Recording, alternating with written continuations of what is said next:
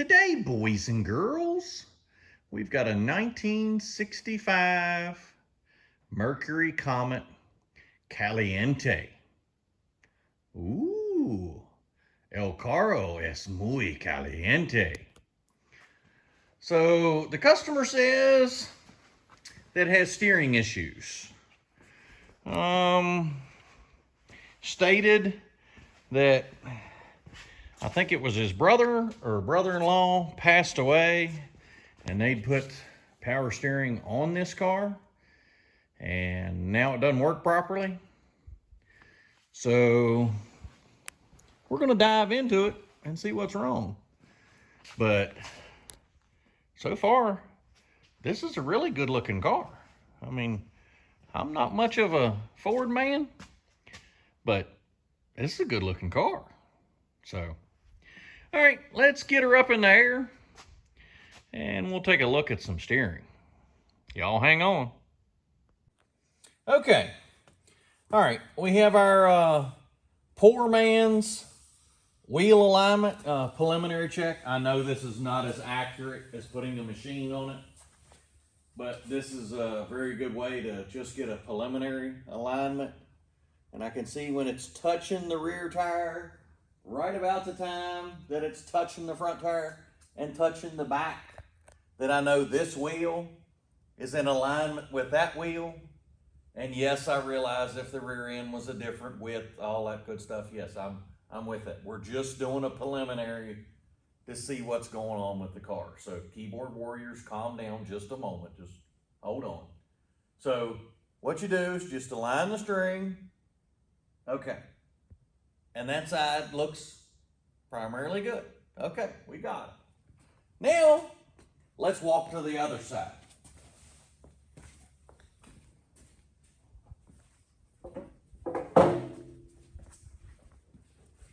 Okay. So now we have similar string down the other side of the car. We're gonna recreate same thing we just did. Drop the roll string, it'll be okay. And when I hold it to the front tire, there seems to be a huge gap because it's touching the back tire back there. It starts to touch, but as you can see, I can insert my hand.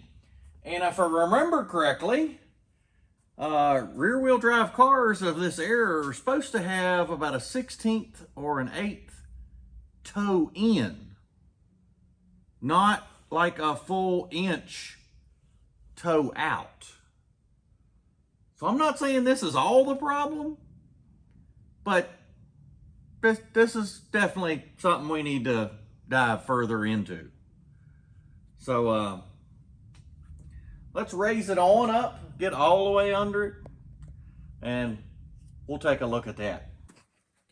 Okay, so last you saw, we were doing our string line and we realized the toe end wasn't so great. And I decided, just as a double check, I wanted to take it off the lift, drive it back forward, and just check it, just to center everything on the car. And I noticed that it didn't want to come off the lift, that it had a brake drag. It felt like it had a brake dragging. So I take the drum off, and the first thing I see is chunks of brake shoes inside. And then I see where the chunks came from. There's a large section that's supposed to be somewhere, somewhere about there. So I'm gonna guess and use an educated guess here and say that's why the brakes didn't want to turn. Basically the lining's coming apart on the shoes. So that wasn't on the to-do list, but it's definitely on the to-do list of things to fix now. Yeah. So I'll get to make that phone call and discuss that with the customer. But yeah, we're going to be on the hunt for some brake shoes now.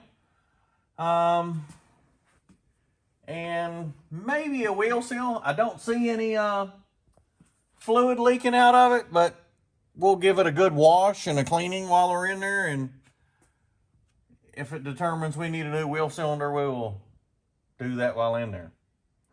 So, yeah, we're finding all kinds of surprises. And I don't know if you can see it, but I've noticed there seems to be a whole lot of camber in that front wheel. So there may be, I know he said he had it aligned twice, but maybe more going on than we know. So, okay, y'all stay tuned to see what else we find next. But yeah, it's off to call Napa and see if we can get some brake shoes and get it off the lift and yeah, lovely. Okay, all right, on to the next thing. All right, we're back on the 65 Mercury project here, and I'm diving into the steering, and I noticed the angle of that steering joint. Customer said you got a little feedback, and I noticed that you got hard spots, and then it's a little easier to turn in hard spots. And looking at the angle of that U-joint there, seems a little stiff. So bent me up a piece of wire, went down there and measured, got about, and going by my little redneck template here, that's about a 50-degree angle on a U-joint. They really only recommend 30. So, we're gonna have to see what we can do about that. I don't think that's the whole problem, but I definitely don't think that's helping anything. That's not making it better. So, next we're gonna raise the car, and I'm gonna show you what we found underneath. All right, y'all hang on. Okay, so underneath the car, we found a more pressing issue that needs attention more than the steering. I was looking up here at the steering, and no, I'm not talking about the weld at this moment. We'll get to that. That's not the focus. We'll get to that. The point of interest is this is the gas line, and if you pull it down, the header is wearing a hole in the gas line. No joke. That's, yeah. The header, the exhaust header, which it's got brass in it too, is wearing a hole right in the gas line. So I'm thinking that's a more pressing issue. I've called the owner, and I told him that we're going to fix that because I was really worried about driving the car to see if I made any improvements on the steering. So we're going to fix that. That's not up for negotiation. But on another note, what I think's going on is, I don't know if you can get the right angle to see, that the lower arm and the tie rod are not really the same angle. It needs a bump steer kit to drop this down.